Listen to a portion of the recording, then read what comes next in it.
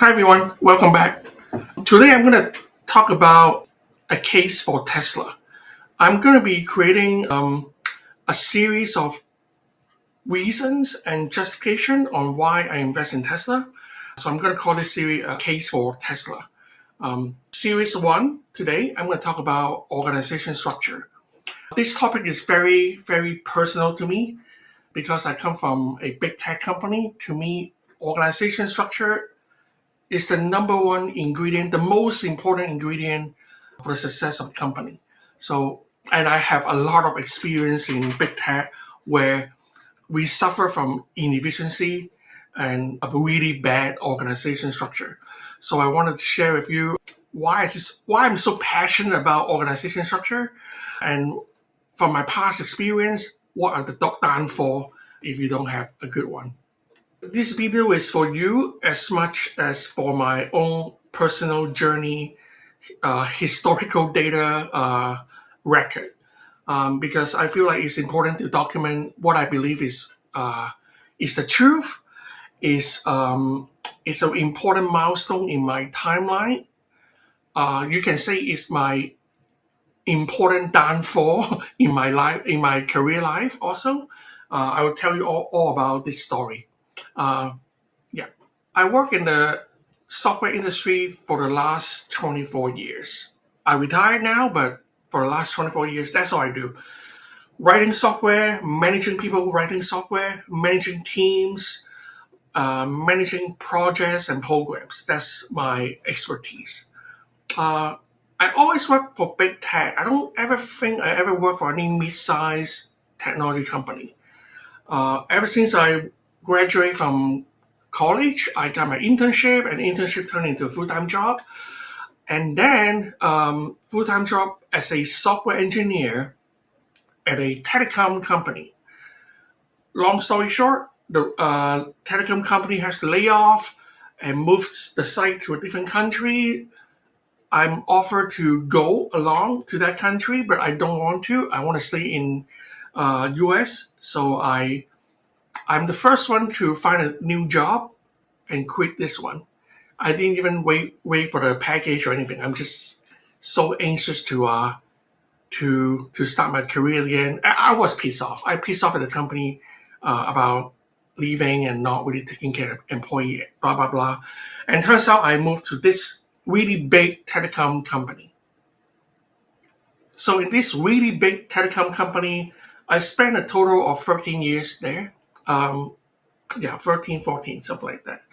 And then during that time, I turned in from a software engineer to a small team lead. Small team lead become a team of 24. So I break the team down into like 7 or 8 people per team. I become a manager.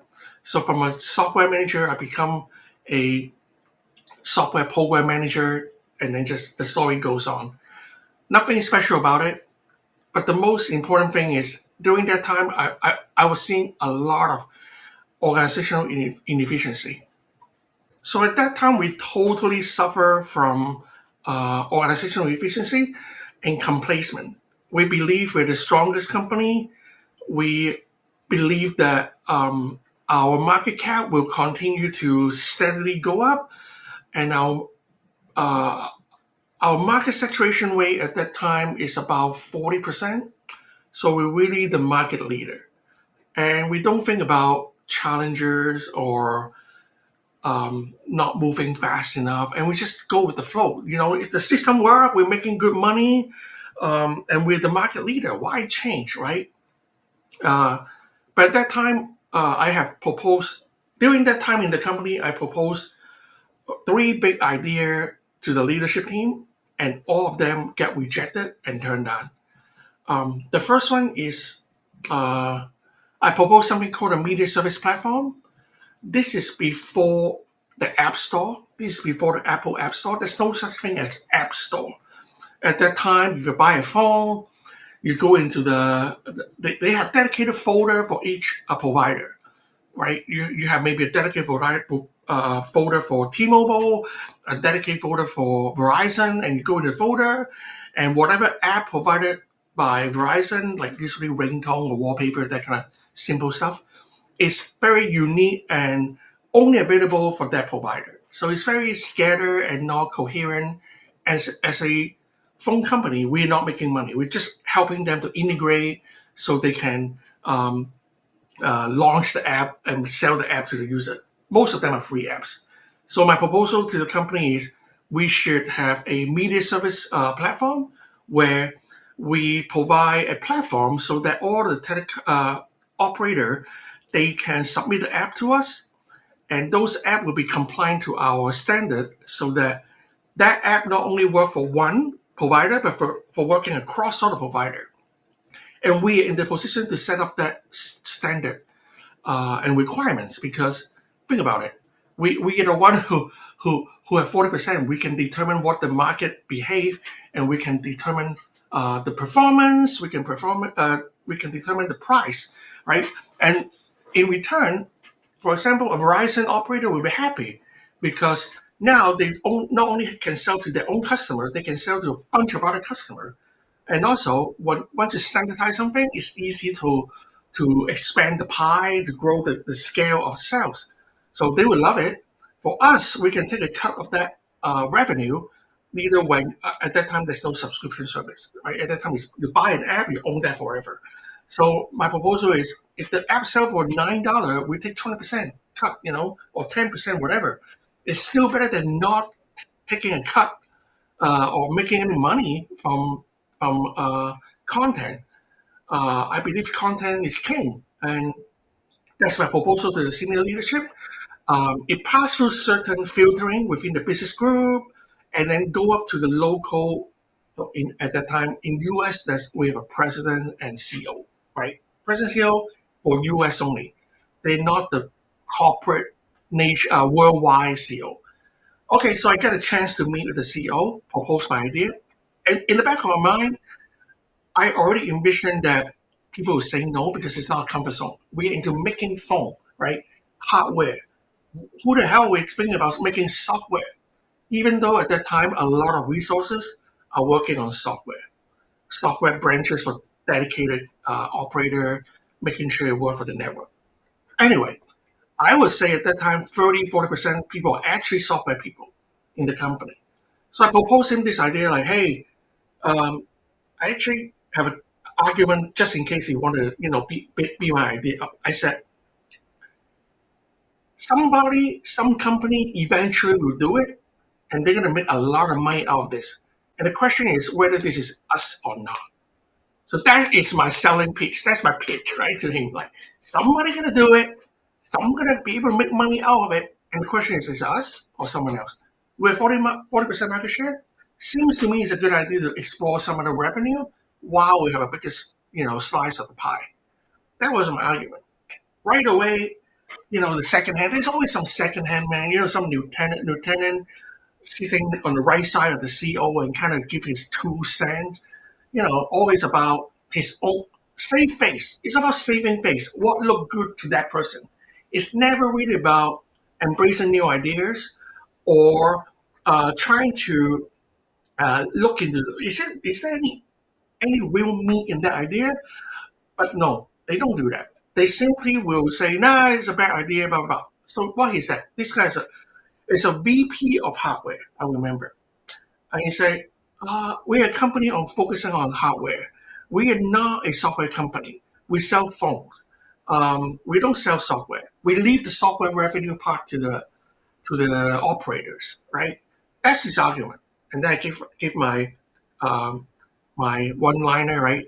We're not, somebody gonna do it. It's a question of whether us, or somebody else, right? Complete silence, right? Complete silence. I know he's gonna come with that hardware argument, probably. And then the CEO say, we're gonna look into it. We're gonna run some numbers, talk to some senior business people, and get back to you. They never get back to me. So that's the problem. They never get back to me. Another idea died, just like that. Company inefficiency. It doesn't matter you have a business case. It doesn't matter if it has a huge potential. It only matters if they feel comfortable, with their job. Is it safe for my job? Is it something that I have to embrace, or I just put it under the rug, right? So we all know what happened in 2005. Apple launched the App Store. At that time, A was like, oops, should have done it, could have, would have, all that argument. Nobody ever reached out to me. A bunch of colleagues reached out to me and say, oh, we heard about that idea. Yeah. Actually presented in my own group. They all say, wow, we should have done that. Would have you talked to senior leadership? I did all that, but it is what it is. Okay, so after that, the company tried to play catch up.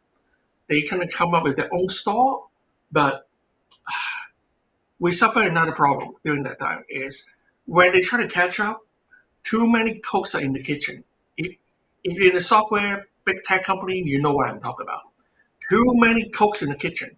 Too many product manager want to jump into the latest, hottest thing. Too many manager wanted to lead the project.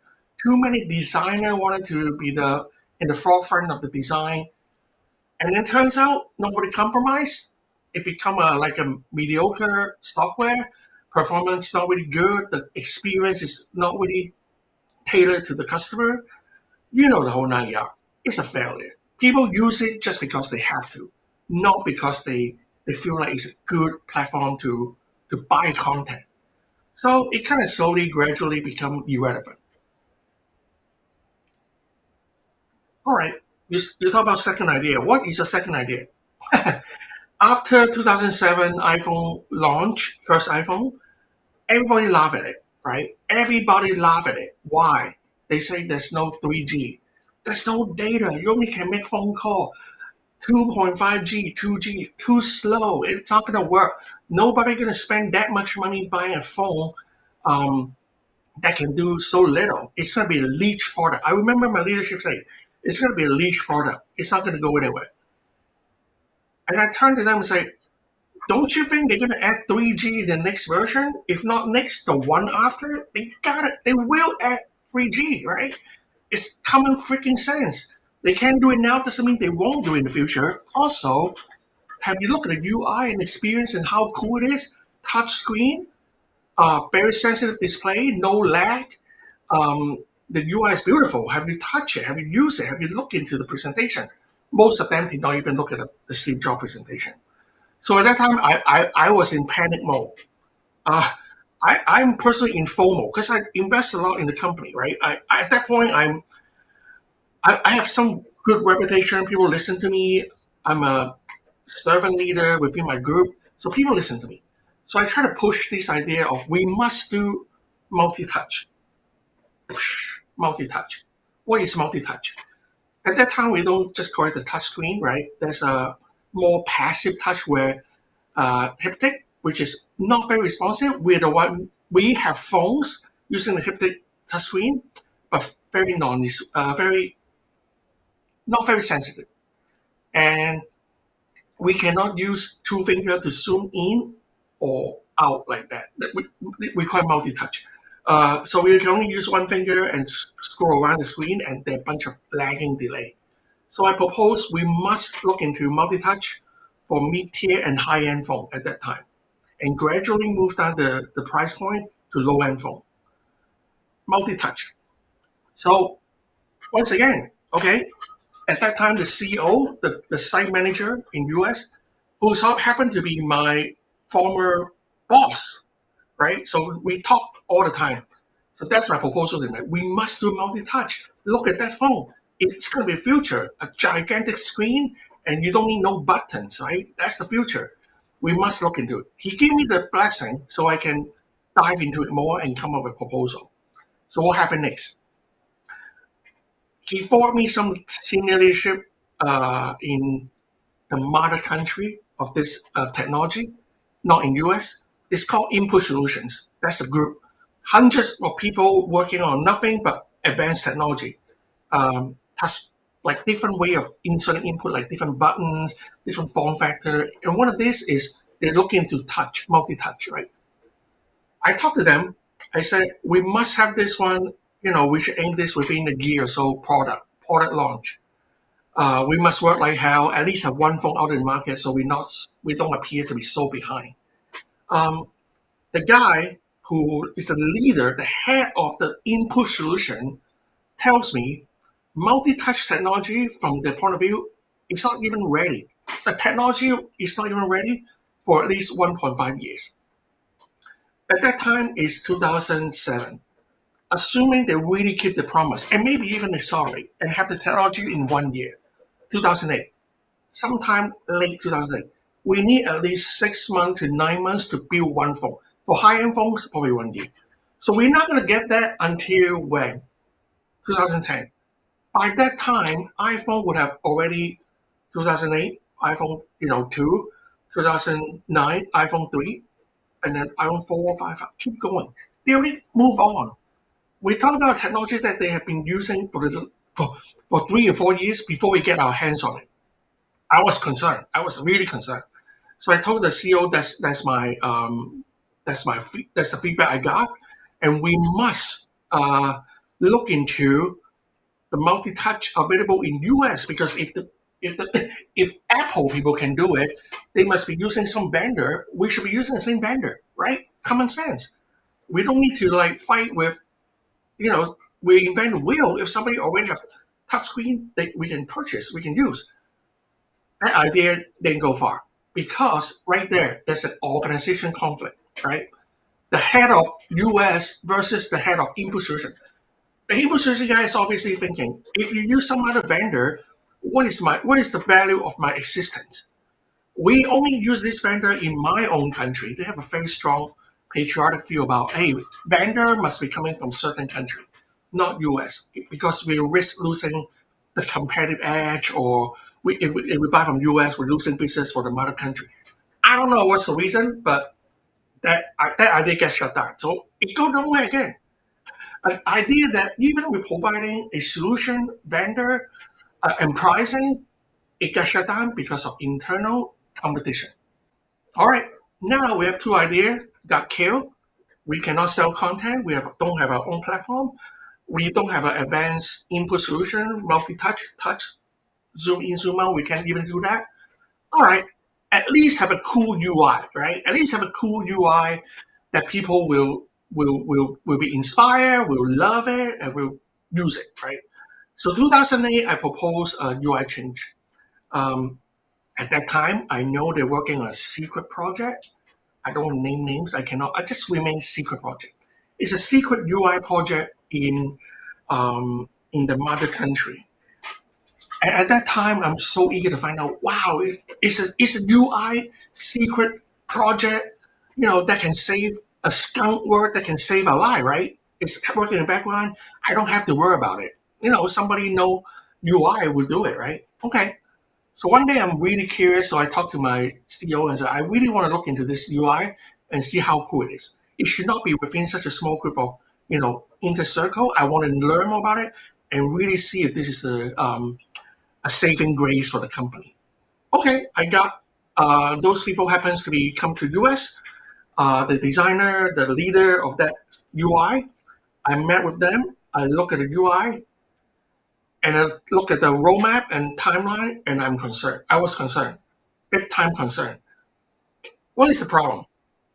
Extremely hard to migrate. Oh, okay. It's not migratable. It's not migratable from the old phone to the new phone. It has to be completely new. Extremely difficult to develop on. This is the number one concern as a software guy. If I have a trouble integrating my existing system to integrate on top of the OS, to install and add the package and all that stuff is so tedious and hard to use, the developer not going to use it. Or they rather do something else. They can do the Apple thing or the Android, right? Why spend time on the third ecosystem that is so difficult? Even their own engineer have trouble installing the software and get it started. Anyway, so I'm concerned. I FOMO again, right? So I look into what can I do about it. I think about it a lot, and I decided it's going to be a moment where Android or die. That's my single argument to the company. iOS is a closed system. They're not going to work with us. But Android is a company open, it's new, it's gaining traction. Open source, we're always against open source. We feel like we must be close, right? Anyway, open source, so I propose we must go Android or die. I need to have a slogan to talk to them, right? They right away kill my idea. They said, you are crazy. This software, this secret UI that we have will definitely take back the market share. At that time, we drop our market share drop. It's no longer 40%. I think it's about how many? Still in the high 20s, right? 28, something like 26 to 28% market share. We still can change this around, right? We can play this. We have this secret software UI. You can do your thing. At the same time, at least allocate a team or two for me so we can work on phone that's working on Android. If the market likes it, we can keep that phone and keep that program ongoing. Make the next version just like the iPhone, right? But with Android devices. And I talked to the Google guys; they're willing to work with us. They're happy to work with us. They want to grow the ecosystem. So what's not to love, right? At that time, HTC is also the first big partner with them, and they're killing it. They're killing it. And then later on, I don't know what's going on. But anyway, we never go Android. It's almost like a forbidden word that nobody want to talk about. We have such high ego. This secret software will succeed. We don't need to go Android. And we know what happened after. This secret software get killed because it's so bad. It's not scalable. It's hard to use. It's hard to install. And it's basically not getting any traction. So once again, it doesn't matter if we have a good idea. If the company think that this idea have some kind of conflict internally, even though you see that it's a good path, the company will still treat you like crazy. I still remember when I first joined the company in the HR orientation, they talk about, oh, we follow the Toyota quality management system philosophy. Anybody can speak up if they see any problem, they see any improvement. They can speak up and we'll stop and listen and then make improvement. That's the philosophy. I believe in it. But the problem is when it comes to reality, nobody's following it, right? People play safe. They don't want to rock the boat. They wanted to have a secure job. And they know that this big company, as long as I don't do anything stupid to cost myself fire, they will continue to have a job. They become very comfortable just to follow the daily routine, right? Unfortunately, I'm not one of those guys.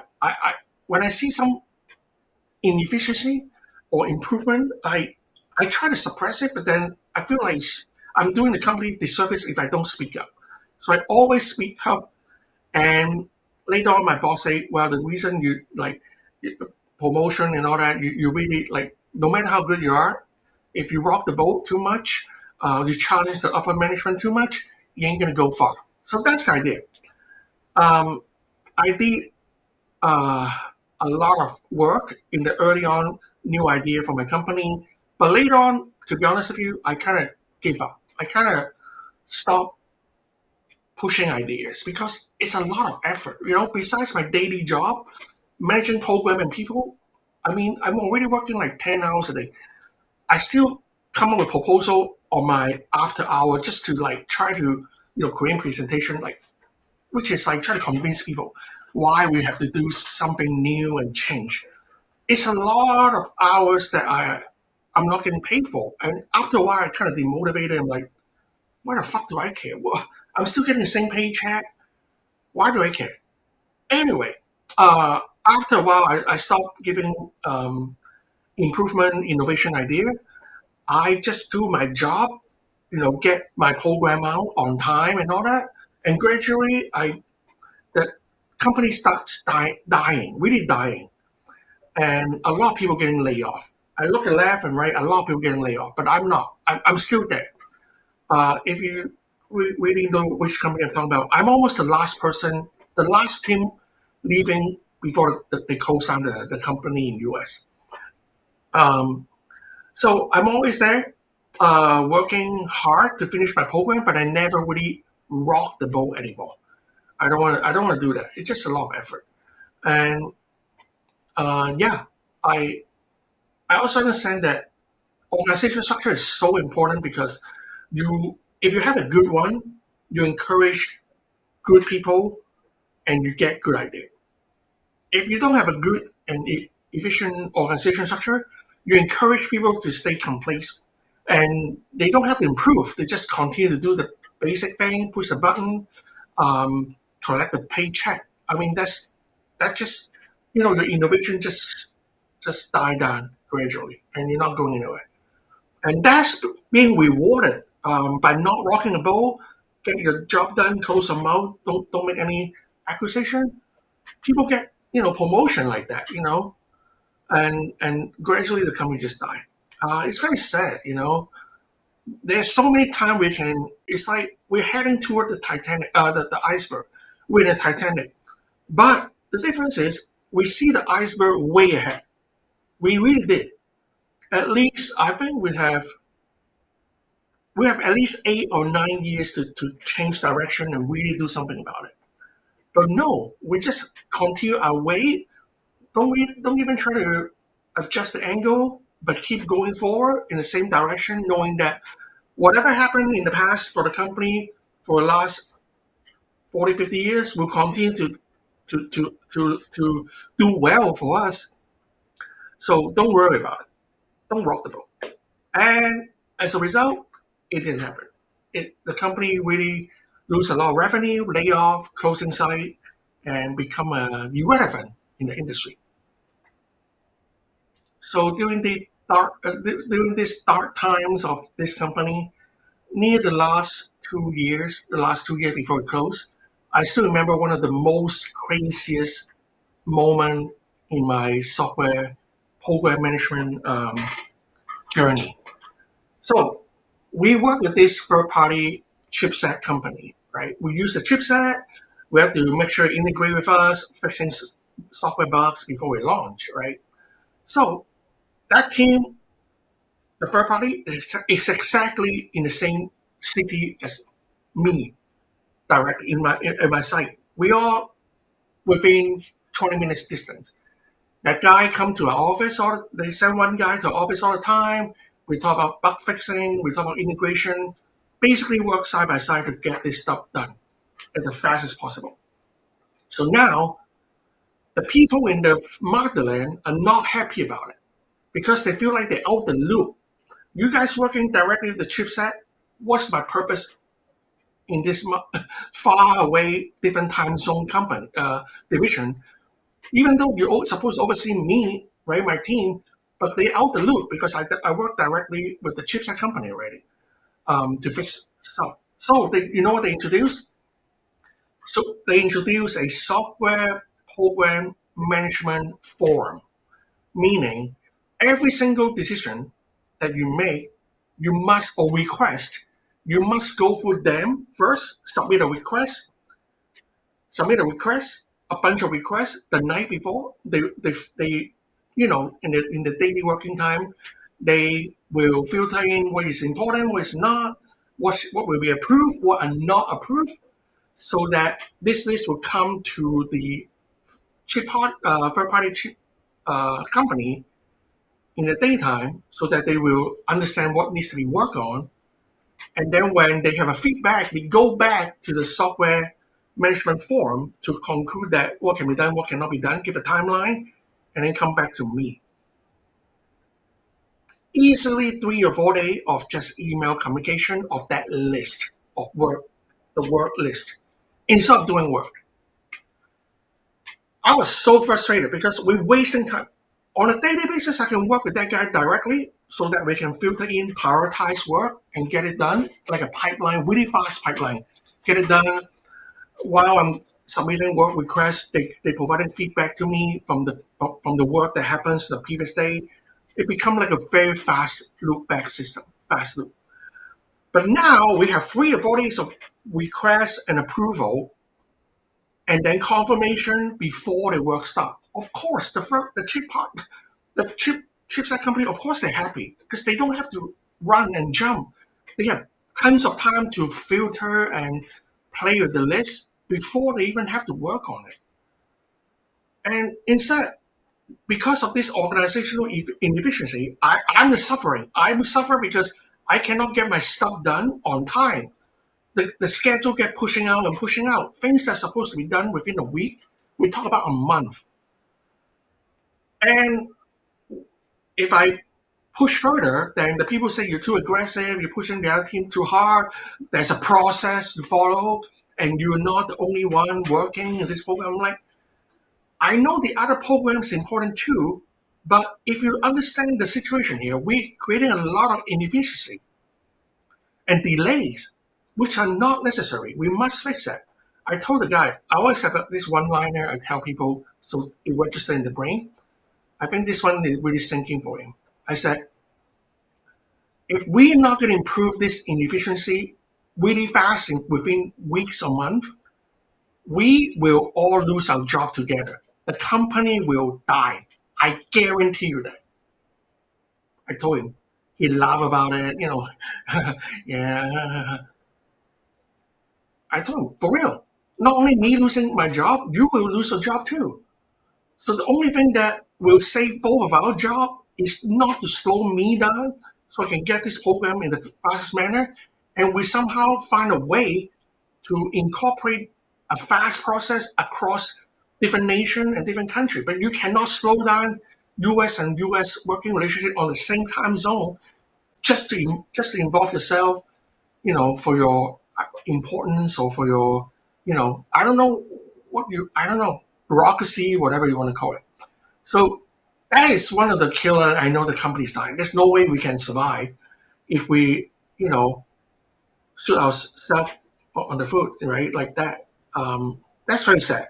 But I just want to document this one down so that later on when I look back in life, I know, hey, at least I put that into record so people know what I've tried to do to change the situation along the way, even against internal leadership desire to just stay put, right? So what does it have to do with Tesla? After all this long story, the most important thing, I think you already got it. Tesla is all about efficiency.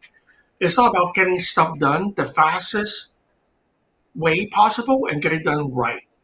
And they don't mind to invest in upfront technology like gigacasting, also 4680 battery. The fundamental building block, they not worry about investing heavy so they can get it done right? And if you really look into it, they even using the stainless steel from SpaceX. Not only they internally very efficient, they're able to collaborate with other company, other Musk company in a harmonized way. You can tell. I see all this and I see a company that is focused on efficiency and no bullshit, get shit done attitude. Internal structure is very flat, meaning engineer can sit next to the production line, monitor the performance, real-time dashboard, all that good stuff. Let me tell you, I'm a software program manager working on these phone devices for 13, 14 years. I have not seen the production line, the phone production line, once. Okay? Not even once. Not because I'm not supposed to, not because it's too expensive for me to fly to China to look at Foxconn line, but it's because those trips are reserved for the senior leadership so that they can, do the show face, around the factory, hang out, enjoy food massage, fancy dinner, lunch, hang out with the buddies like a field trip. Eventually, I find out that's the purpose of business trip. And that's why I never go on business trip, because the purpose is not to get stuff done with the partner or vendor. The purpose is to enjoy the trips. So I know that's why I never go. Anyway, but the point I'm trying to make is Tesla is not all about that. Tesla is about getting stuff done in the most efficient manner. And I really appreciate it. If you listen to Joe Justice, and Fasar, they have a lot of insight how Tesla work, right? The attitude is you're only a leader if you are good and you are provide value and you speak your mind and you don't just sit in one place and don't challenge the status quo. It's all about challenging the status quo. What can be done to improve on a daily basis? A servant leader, somebody working harder than potentially harder than their employees, and not afraid to speak up their mind. And just that's how it's supposed to work, in my humble opinion. Otherwise, it would be like me, you know, discouraged and feeling beat up. Idea is getting killed and company go down. You know, I don't see Tesla being this way. This is why I believe organization is the number one building block of a successful company, and Tesla got it. Tesla got it. Um, there are certain people, of course, you can say, oh, yeah, but Elon Musk is mean. He's like pushing the people too hard. The thing is, if you're not up for the task, you're gonna leave. But if you're ready and you're in the same boat, you share the same passion, you share the same vision, those are people you want to keep, and those are the people who stay. Because they're more than about a paycheck. They're about seeking the truth. They're about getting shit done. They're about fulfillment, and they're about accomplishment, not just money. There are people like us that care about the work quality, the satisfaction of the customer. We feel proud. We're looking back in time, we feel like we've done a lot, we've been through a lot of battle where we never back down. We get this done, you know. To me, that's really, really important for the success of a company. And Tesla got it. And this is why I put this in as a number one for Tesla, a case for Tesla. Sorry, it's a long video, but I'm really passionate about organization structure. If this video motivate you, or you have comment or feedback, please share with me. I'm happy to learn about it. All right, I think it's long enough. Talk to you later. Bye bye.